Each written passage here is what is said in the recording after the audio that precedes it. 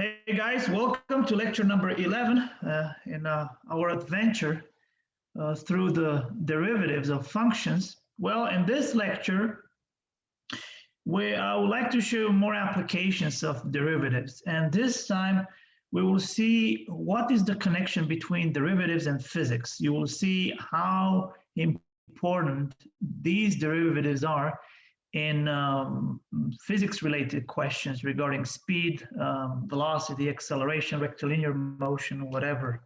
Okay, so first, let me start with something with the basics. And what I mean with the basics, so the main thing today that we would like to talk about is what's this got to do with physics? When I say about this, I mean about derivatives, obviously. And well, like I said at the beginning, the first thing that we'd like to take into account are the following. So suppose we're dealing with a rectilinear motion, which is a movement along a line, right? And well, usually, so that's what you have to keep in mind about rectilinear motion. So this is the movement along a line. I want to make myself very clear, stress this out, this is important. And well, in this case, if we denote by s of t to be the position of a particle, so s of t, t is the time, and the position of a particle at the time t will be this function s of t. So this position particle, so s, will be a function of time, so it depends on time. So if we have this, right? So if we have this, something like this, so the position of a particle is s of t, then guess what? The velocity, v of t, is nothing else than just the derivative of the position function of the particle, the position of the particle of a particle function, right? As you can see here, I can also write this as this guy is ds over dt. So it's the derivative of s with respect to t. Usually, sometimes it's written like this in physics. And I'd like to see you guys to see that there is the speed and the velocity is not quite the same. Right? So we have these two, and I'd like to distinguish between them. So the speed is nothing else, is the absolute value of v of t, right? So, or if you want, is the absolute value of the derivative of s with respect to t. So these are the two things that I would like you to distinguish between them. The speed and the velocity, they're not the same thing. Okay, great. Now, we will have also the acceleration. The acceleration will be nothing else, so it's the derivative of the velocity. So let me write it here so that you can see the acceleration. So this guy here is nothing else than just the derivative of the velocity. So that's what you need to know. In other words, since this is the derivative of the first derivative of the velocity, as it's already expressed here, right? And since we know that the velocity is the derivative of the position function, then this definitely would imply that the acceleration is nothing else than just the second derivative of the position function. So in other words, we can express this in the following way. You can also have this notation, the second derivative, ds over dt squared, right? So we have that. So also this is another thing that we need to take into account. So at this point, when you deal with the rectilinear motion, right, with the movement along a line, there are three things to take into account. So the velocity, the speed, and like I said, there are two different things, but you can see there's intimately related to each other. And also the third one will be the acceleration, which is related to the velocity and therefore to the position of the particle. So keep this in mind, because as we go, as we will discuss problems, and we will see some formulas, for example, for the falling body formula, you will see that immediately. We will use the relationship between these. Okay, so I'd like to look at them. All right, and now I would like to talk about the falling body formula, and you will see these formulas here. So as you can see, the position function, if I have a body, right, that falls under of a building, let's say, or whatever, you'll see that the position function for this will be given by this formula. So this will be given by S of t, will be given by this quadratic formula, is negative 1/2 gt squared plus v0 times t plus s0. As you can see, we have these coefficients here. So this is, like I said, a quadratic function. So these are the coefficients. Look at them here. These are coefficients. And let's see, who are these coefficients? As you can see, S will be the initial, S naught will be the initial height. So it depends if you want to jump from a building. Well, this is not quite a great example to give to people, but hopefully nobody wants to commit any doesn't have any suicidal thoughts. But anyway, if you want to throw something out of a building, let's not get too dramatic. And if you are at the certain height of the building, you will have that S naught will be the initial height, and V naught will be the initial velocity of the objects that you will throw. Well, G, little g will be the acceleration of gravity. As you can know, it's 9.8 usually meters per second squared, right? Or sometimes if you want to compute it in feet per second square, it's going to be 32.1. So this is what happens in Lubbock and everywhere. All right. Well, so this is the position function. So let's write this. So the position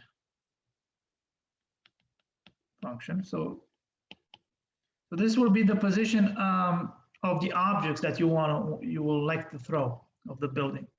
And then guess what? If you want to find the velocity, then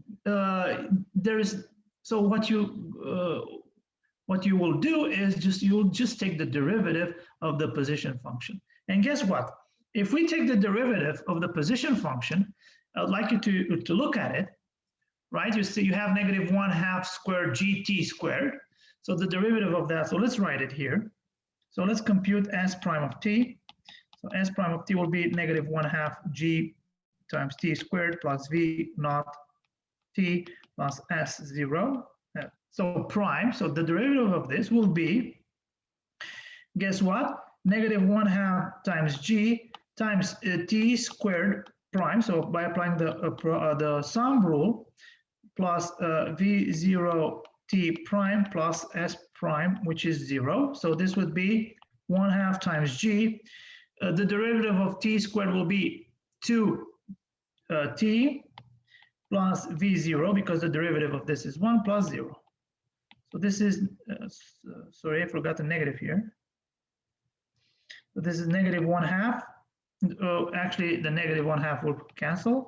So this will just give us negative t plus v0. Wow, guess what? Look at this. You see it here? You see it here. Look at it. So this is nothing else than just s prime of t, as we have previously stated. But now if we want to find the acceleration of the object, right? The acceleration, again, is a function of t. A of t will be nothing else than just the derivative of the velocity function.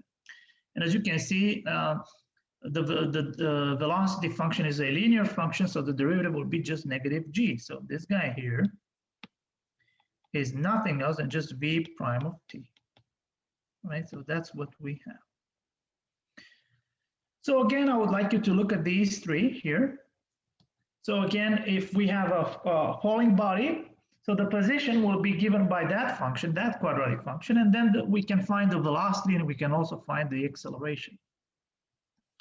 Wow, that's great, actually. That's really great. Okay.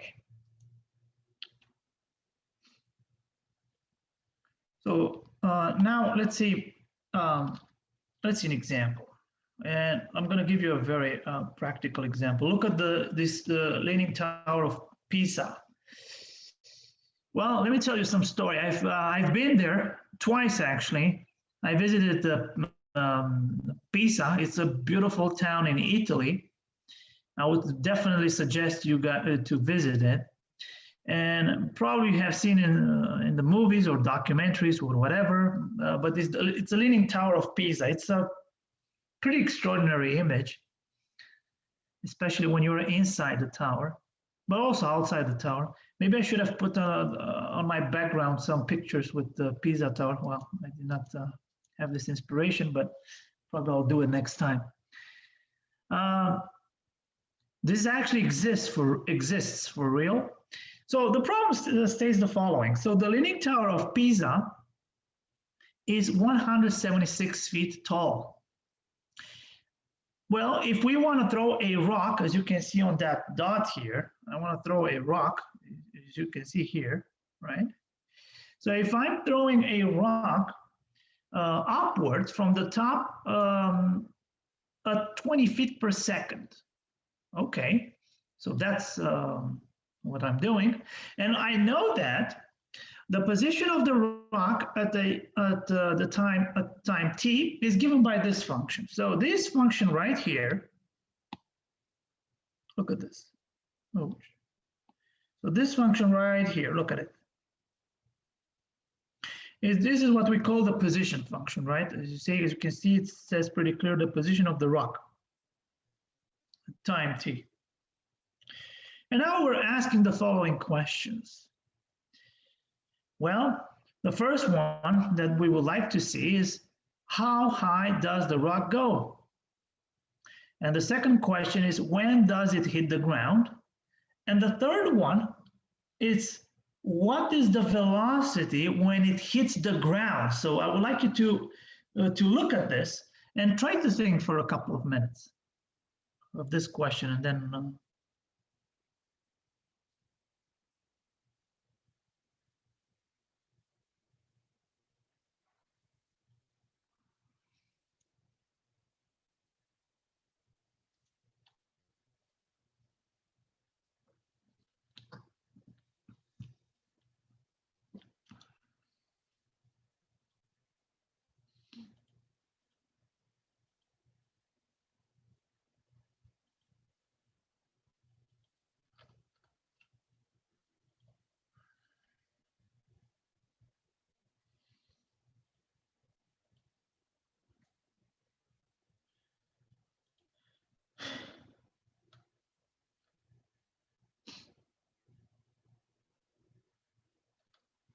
so what do you think?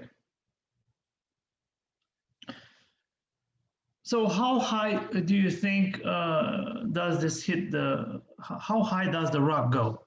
That is the question.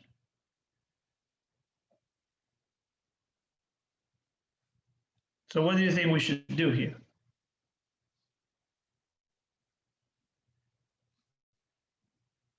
So right, it describes how it's a motion of change, right? So basically we should think about the derivative, right? So in other words, we would like to see, right, at the peak, the velocity will be 0, right? So once we have this position function, right, here, it was given, so s of t is -1/2 30 times 32 t squared plus 20t plus 176. So I will take the derivative of this. So let's take the derivative. So the derivative will be this guy here, right? As we have previously seen. So this guy here, v of t, this is nothing else than just s prime of t. And I'll leave this to you as an exercise to convince yourself that this actually is true. So v of t is, well, it's quite clear. We've done this in generally, right? Let me go back to the slides. Look here. We already said who the general case, what happens in general, right? As you can see, v of t will always be that function, that linear function. And now let's see here. So the derivative will be given by this. And now, if we would like to see how high does the rock go, so at the peak, the velocity is 0. So in other words, we would like to see what happens when v of t is 0. So in other words, v of t is 0. So that's what we're interested in. So in other words, this guy is 0, so negative 32t plus 20 is 0. And guess what? The time will be 0.625 seconds. So that's the time. But now, if I would like to see, I would evaluate the position function at that point, when the point where the velocity is 0. And once I do this, and I plug it into the position function, right? Then I'll get this. So S of 0.256 will be 182.25 feet. So that's what I'm interested in. Ouch. Right. So if I would like to see how high does the rock go, the answer is this guy here. So, right, there's nothing else than just to find the point where the velocity is actually 0. But we know that the velocity is the derivative of the position function. So I find that point and then I plug it into to the initial position function, right? Is it clear for everybody? Does this make sense? Okay, great. What about the second one? So what do you think about the second? When do you think it will hit the ground? So what happens when, so let's answer this question. When does it hit the ground? So what happens when the particle hits the ground, or the rock, whatever? What will happen with the position function? So on the ground, the position is what? 0. You say that again? 0. 0, correct, exactly. It's like Nolan and Jonathan say the ground is 0. So in other words, since I know that S of t is given by this quadratic function, guess what? The only thing I will need to do is just to set it equal to 0. So on the ground, the position is 0. So that's what you need to know. Okay. So in other words, I will have to solve this quadratic equation. And I'll leave this to you as an exercise to solve it, since I don't want to lose time in solving quadratic equations. But in any case, after some computations, it will give you t equals 4. So when does it hit the ground? Well, after 4 seconds. Pretty fast. And what about this? What do you think about when is the velocity? So what is the velocity when it hits the ground? So what should I do here?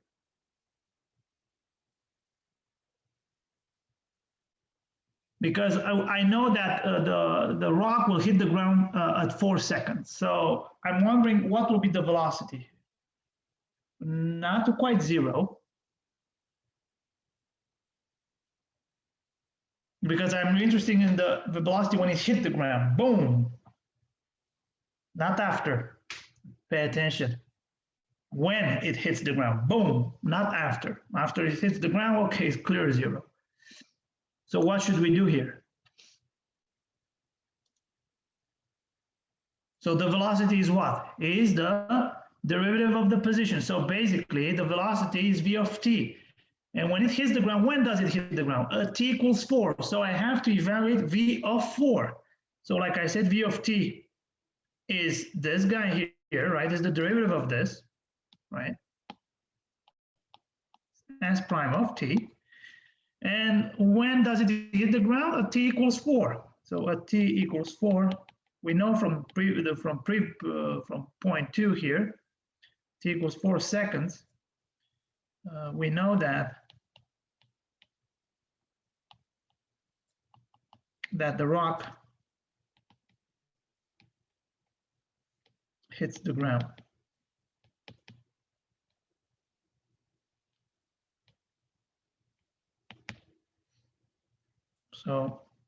So now what I have to do is just to evaluate for the velocity. So guess what? It will give us negative 108 feet per second.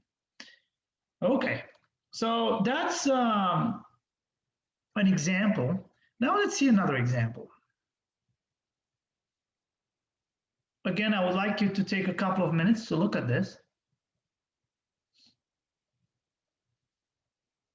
So it says the following: a particle moves in a magnetic field along a line. So we are dealing with a rectilinear motion, just like we said. And its position at the time t, so the position of the particle is given by this function. And this time, this function, as you can see here, S of t is given by this degrees 3 polynomial, right? It's 3t cubed minus 40.5 t squared plus 162t, with t between 0 and 8. All right, so here are the 5 questions that we would like to answer. And the first one is, when is the particle stopped? Then the second one, when is the particle moving forward? Well, we would like to see when the particle is moving backward. And also, when is the acceleration positive and negative? And also, we'd like to see at the end, to find the total distance that the particle traveled. So there are a bunch of questions here that we would like to answer. But first, let's see the first question. Well, I'd like to see when, well, okay. When did the particle stop? So when did it stop? When the velocity, basically, in other words, when is the velocity equal to 0? So that's what we're interested in. So given the position function, and as you can see here, S is defined on this interval. So keep that in mind. It's on 0, 8, and real value. So that's my function, right? So keep that in mind, because this guy here, t, goes from, it's in between 0 and 8, so it will take any value between 0 and 8, closed interval, also including the endpoints, including 0 and 8. So in other words, when is the velocity 0? When is the velocity 0? Can you tell me? What do we know about the velocity? That is what?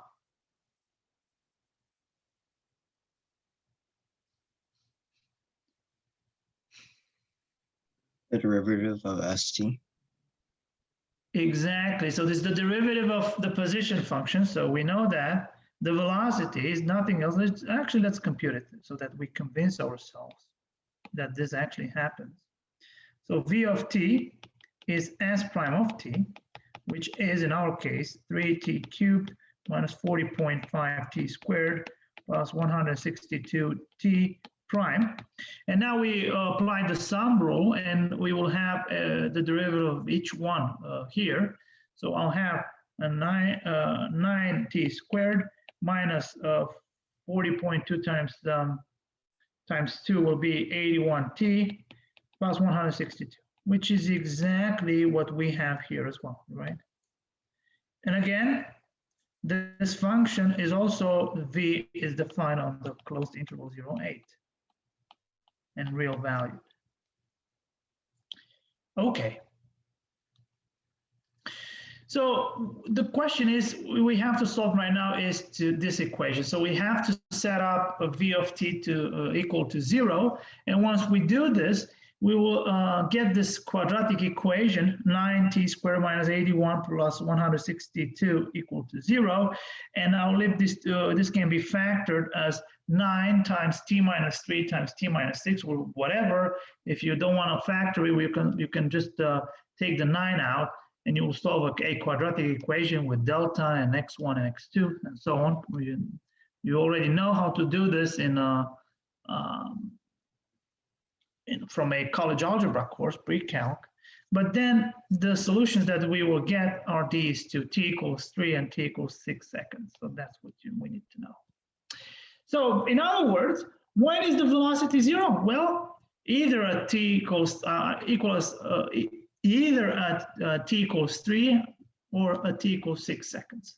So these two. So keep this in mind. All right, let's see the second question. What was the second question?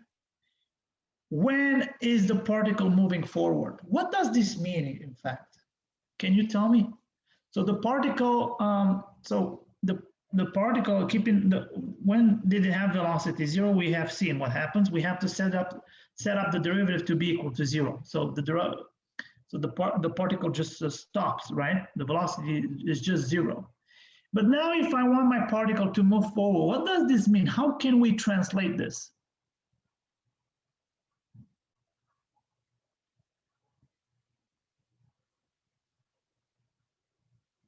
Well, when the velocity is positive. Exactly, the velocity is positive, right? As Nolan, right, said. Yes, sir. The velocity, when is the velocity positive? Well, guess what? So the velocity function v of t, as we have previously seen, as we computed it, is this quadratic function here, 9t squared minus 81t plus 162, right? And again, v is defined on 0, 8, and real value. So I'd like to see when this is positive. In other words, I would like to see when this is positive. But we have seen who this is, who 9t squared minus 81t plus 162 is. So we factored this, and we want to see when this is positive. So previously we have seen when this is equal to 0. Now, since the particle is moving forward, we'd like to see when this is positive. Well, guess what? Look what happens. So when the product of two numbers is positive, 9 is positive, so there's nothing we can do about it. So let's take this out of the equation. And we have this t minus 3 times t minus 6 is positive. When is this true? When both of them are positive or both of them are negative. Let's see, when both of them are positive, it will imply that t is greater than 3 and t is greater than 6, which if you take both, it will imply that t is greater than 6, right? So this will imply t greater than 6. Right, not including 6. And when both of them are negative, this means that t is less than 3 and t is less than 6, so we'll take t less than 3. Guess what? So this means that it will be the union of these intervals. So from 0, because the function, pay attention, is from 0 to 8, it will be this from 0 to 3. But not including 3, so 3 will be taken out, so, right? Let me put here, not, okay, let me do it like this so that you can guys see it better. And here I'll have a whole, not include 3, and then I'll start again from 6, but not including 6, I'll have a whole there, so, and all the way up to 8, including 8, and also here including 0. So that's the portion. You see, it's missing something here. It's missing this portion. So we have to exclude this. Okay. So as you can see, the velocity is positive when t is between this interval. So t, okay, let me write in words. T is in the interval close 0, open 3, union with open 6, close 8, right? So this is when the particle moves forward. Now, guess what? If I ask you when the particle is moving backwards, what would you say? What would you say here?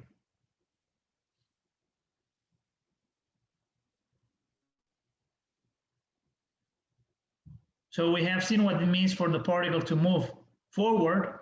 Now, what do we mean for the function to be to move backward? What does this imply? This implies what? That the velocity is what? Negative.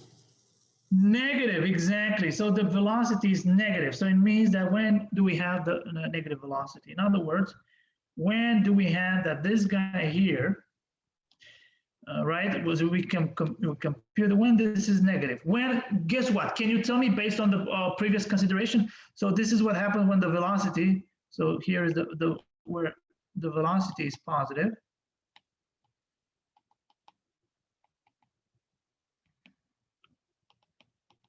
And can you tell me just right out of like immediately how when, in what interval the velocity will be negative?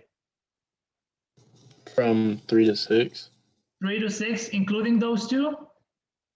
Not including either one. Not including, because we have seen that at 3 and 6 the velocity is 0. We have seen that on the union of those two intervals the velocity is positive. And now, of course, the remaining part that you guys see here, right here, look at it. You see this in red is the interval where the velocity will be negative, or the particle will move backward. So guess what? It will be this here, right? Not including 3 and 6. So this is when it's negative. Good. So as you can see, t is in interval. So it is in this interval, 3, open, 6. Okay, so that's the third question. Now, let's see a fourth one. When is the acceleration positive and negative? What would you say here?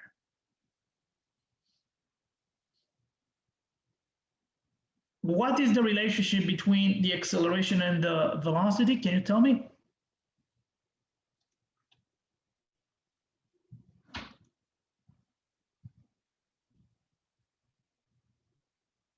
And I want to hear some other voices as well, because I already know Nolan, Kyle, Cameron, Frank. I want to hear somebody else as well.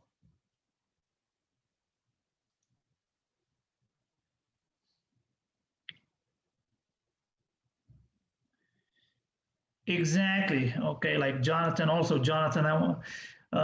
So the derivative of the velocity is the acceleration, correct. So we have the velocity function here, as we have seen previously. So v of t is nothing else than just 9t squared minus 81t plus 168. Again, let me remind you that v is defined on the closed interval 0, 8 and real valued. Right, and the acceleration is nothing else, just like is nothing else than just the derivative of this. So, if you guys want to compute the v prime of t, so this is 9t squared minus 81t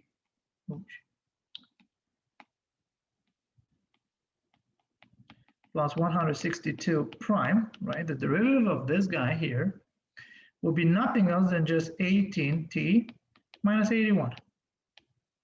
That you guys see here. So that's my acceleration function. Look at it here. And now I'm interested, when is the acceleration positive and negative? Well, let's see what happens when positive and negative means what happens when it's at 0. So we have to set this equal to 0, as you can see here, and then we'll get that t is 4.5 seconds. So this is, and guess what? Look what happens. So for values which are smaller than 4.5, sign of t is negative, right? It's, as you can see here, and here will be positive. So the particle is decelerating on the interval from 0 all the way. So on this interval, close to 0, all the way. Right? And here I have a hole, and then it will accelerate from 4.5 to 8. So this is what happens. And now if we would like to compute the total distance that this particle traveled, so let's see that. So that's the, let's see, let's analyze this together. All right. As you can see in this picture, right, the distance traveled by the particle, as you can see from at the moment t equals 0 and s equals 0, right? So this is where where it started, right? It started from here, right? And it started traveling all the way, and we have seen that at the moment t equals 3, it traveled, so s was 202.5, right? So remember that our function s of t, so the distance traveled, so let me write the function. So what, just a second. So s of t was 3t cubed minus 40t, okay. 3t cubed, right? Minus 40.5 t squared plus 162 t, right? And s was defined on this interval from 0 to 8. So the time will go only from 0 seconds all the way to 8 seconds. So let's keep this in mind. So at the time t equals 0, we have seen that s was 0. S of 0 is 0, right? Because it just stays there. It didn't even start traveling. But now at the moment t equals 3, it traveled 202.5 meters. And then between T3 and T6, right, if you go here, on this portion here from T equals 3 to T equals 6, it traveled more, 162. So we have seen that between T equals 3 and T equals 6, this is what happens. This is how much it traveled. And then from T equals 6 all the way to T equals 8, right?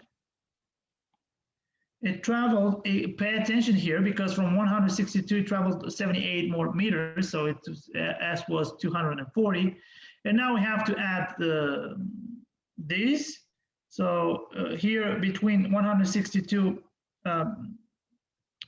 between T equals 3 and T equals 6 was 40.5, right? Right, from T equals 3 to 6. And now I had, so add these, 202.5 plus 40.5 plus 78. And the total distance traveled, well, this is just an algebra. An easy computation will give you 321 meters. So this is the distance traveled by the particle. And also, let me just show you a graph. So the graph would look like this, look, of the function. So this was my function s of the t, right? Let's keep in mind. So s of t was 3t squared minus 40.5 t, 3t cubed minus 40.5 t squared plus 162 t. And this was defined from 0.8 all the way in real value. So that's the graph of the function. As you can see, starts from 0. As you can see, the interval here is from 0 to 8. So keep that in mind. So I'm drawing the graph only on this interval. It starts from 0 all the way, goes up, goes down a bit, and then goes up. So that's the graph of that. So that's graph of the position function.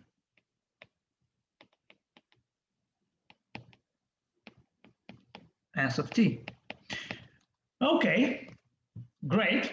So, and now let me talk about something else. There are some other applications in physics, and what I mean by that is I would like to talk about the simple harmonic motion. And let me show you what this is all about. So what do we have?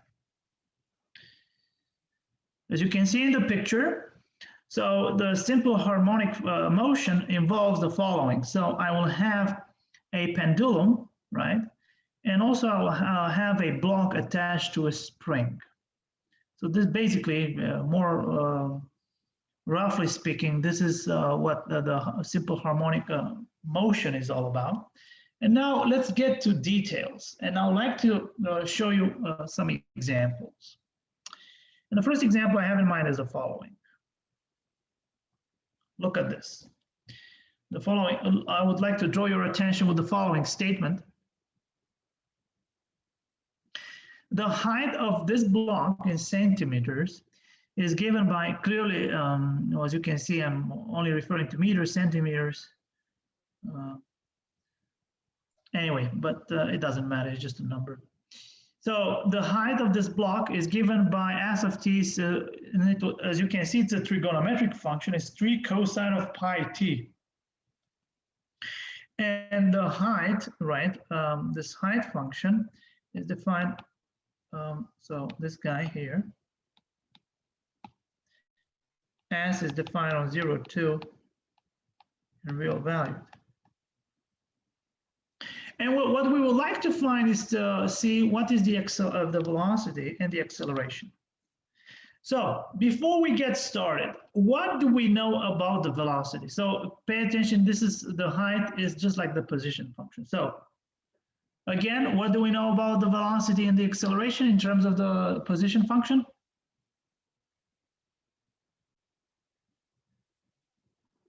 How are they related?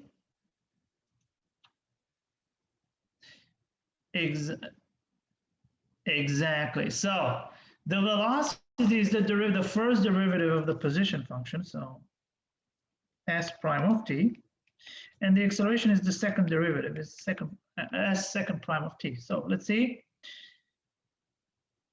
The derivative of the cosine, as we have seen previously, it will be sine, but I also have a constant there, so we'll take the constant out, right? So it will be negative 3 pi sine of pi t, right? As you can see here. And also this function of v is defined on this interval 0, 2, and real value. And in this case, the acceleration is the derivative, so a of t is nothing other than just v prime of t, and it will give us this. The derivative of the cosine will be negative sine, and we go back to the negative, so it will be negative 3 pi squared times cosine of pi t, and this function a is defined on a closed interval a 0, 2, and real value. So that's the relation between these, right? So that's the velocity and acceleration of the height of this block. All right. And now we talked about, well, let me ask you this question. When does it reach its maximum or minimum height? I'd like you to think of this for a bit.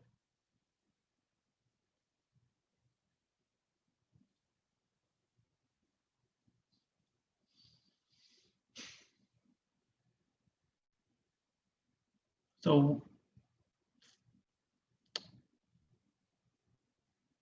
what does this mean? How we can translate this in terms of our functions that you guys see here above, in terms of v of t or a of t?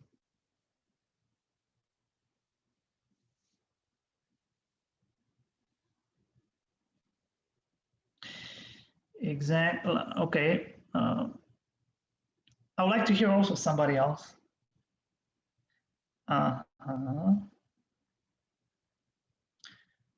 So we would like to see first what happens when the derivative is 0, right? We would like to see for which points the derivative is 0. So look at this. So when does it reach its maximum or minimum height? Well, first of all, we like to see when the derivative, for those points for which the derivative of the position function will be 0. But the derivative of the position function will be nothing else than just the velocity function. And we already know the velocity. As you can see, it's nothing else than just negative 3 pi times sine of pi t. And we're going to set this equal to 0. And guess what? Once we set this equal to 0, so this is implies that sine of pi t will be 0, and this happens when? When does this happen in the interval 0 to 2? Well, it happens for all integers in that interval, right? Sine of pi t equals 0, right? For any integer t, this will always happen. But in that interval 0 2 closed interval, the only integers are 0, 1, or 2. So this guy will be 0 only when this happens. Okay, and now we would like to see, we have to see the sign of the velocity function. So let's see, between 0 and 1, we will have a negative sign, as you can see here, and between 1 and 2, we'll have a positive sign. So the maximum height will be of 3 centimeters, right? Because we're going to plug in when t equals 0 or t equals 2 seconds. And the minimum height will be negative 3 seconds. And this will happen when we plug in t equals 1. All right. All right. All right, let's see another question. When is it moving up or down? So what do you think here?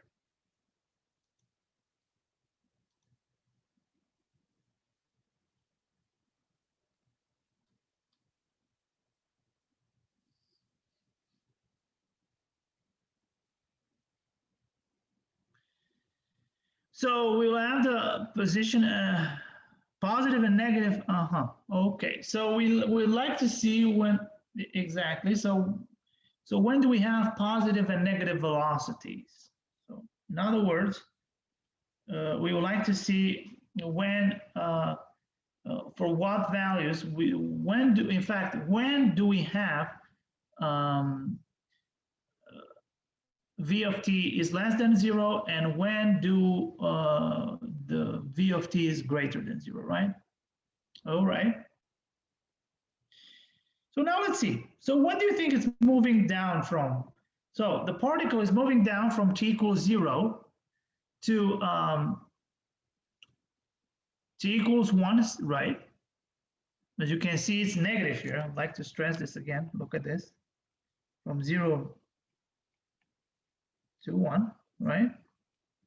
So here will be negative, and then from 1 to 2 will be positive. So the particle is moving down, so the velocity is here, and the particle is moving up, it's right here, from 2 to 1. As you can see, it's positive from 2 to 1, and it's negative from 0 to 1.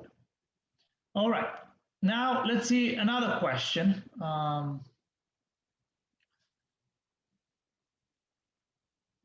When does it reach its maximum or minimum velocity? So what do you think here? I'd like some other people to participate. Just try to answer questions. Don't be shy, even if you make a mistake.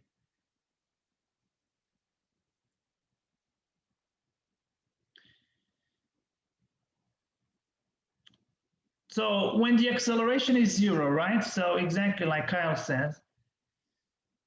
So we will have that the acceleration, which we computed earlier. So the acceleration function was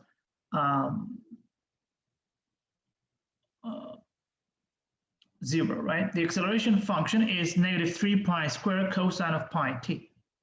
So we're going to set this equal to 0, and guess what? We're going to have the following. So a of t will be nothing else. So as you can see, this guy here is equal to 0. Look at this, right? A of t. And when this is equal to 0, when t is either 0.5 or 1.5 seconds, right? So this is when t equals 0, right? When cosine of pi t is 0. And well, if we look at the sine of t, so we will have the following. So between 0 and 0.5 here,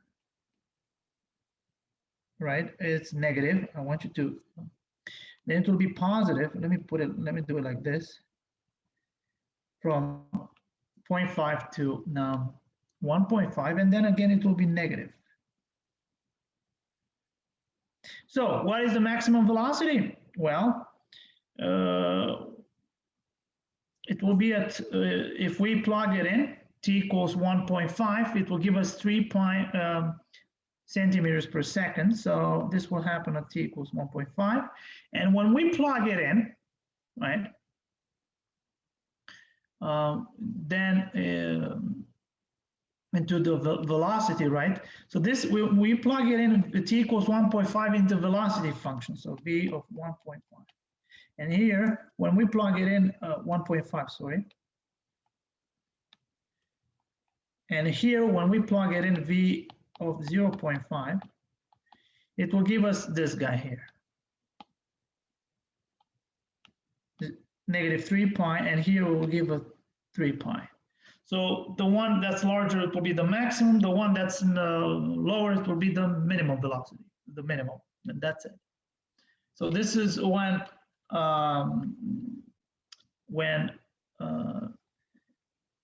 the particle reaches its minimum or minimum and also maximum velocity. Okay, now let's see another question.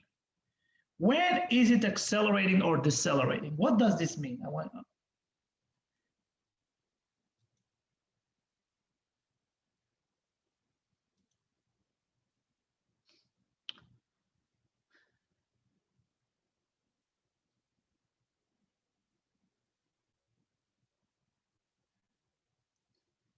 Positive or negative accelerations. Okay.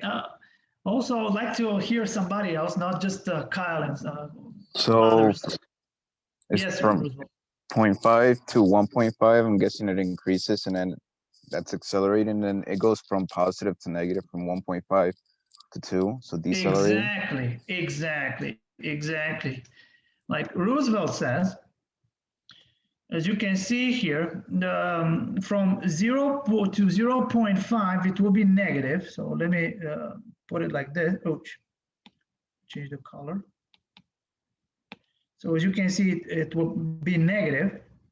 So that, then it will be positive from here to here. And then it will be negative here, the acceleration. As you can see, this portion here, it will be from 0.5 to 1.5 will be positive, right? As you can see here. And these guys will be negative.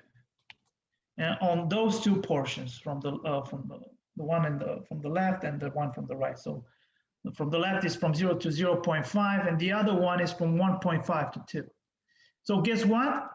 Well, we can actually say it right now that the particle will be decelerating from t equals 0 to t equals 0.5 seconds, and also from t equals 1.5 seconds to t equals 2 seconds.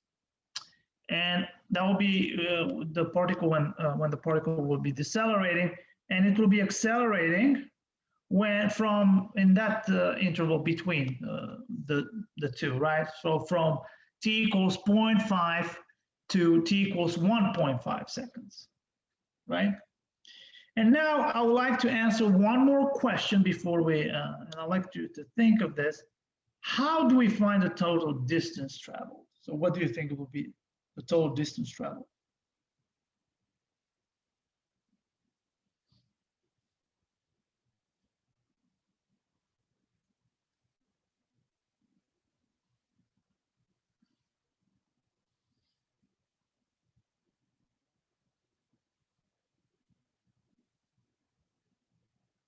So pay attention, the distance is the, let's go back to the initial function. As you can see, it started from right, which is what? 6, and also plus 6, right? So the distance traveled is, and you also should add 6 as well. So as you can see, right? So it's 6 plus 6, so it's twice, so it's 12 meters. This is how much it traveled. Right? So, okay, so I think I'm going to stop here for today. So next time we will, so these were the applications that I had in mind for the, for this lecture from physics. Next time I will do something else, and I would like to say a few things because it will be a long lecture next time. It will be a very important lecture, especially when you guys will take your gateway exam, and also when you will take your midterm exam. This next lecture will be extremely important, just like basically any other lecture from this chapter. But I would like you to pay attention on this lecture, because on the next lecture, because here, even in this lecture, I kind of used what we would call the chain rule, right? When we take the derivative of a function, but inside is not just the variable t, it was something else. As you can see, it was pi times t. And I did not explain this in great detail. So I did this on purpose because in the next lecture, we will see exactly how to find the derivatives of the of composite functions. So when we see the composition of functions, and we would like to find the derivative of those. So like I said, that will be what we will talk about this Wednesday. Okay, guys, I think I'm going to stop here for today. Feel free to stop by my office hours. I'll start them at 2 to 3. And like I said, the link will be different. It's not the same link for 2. So there are 3 links for this lecture, the Monday and the Wednesday lectures, and also my personal ID meeting for office hours. Okay, I'll stop here. Thank you very much, and I'll see you in 20 minutes. Okay, take care. Bye-bye.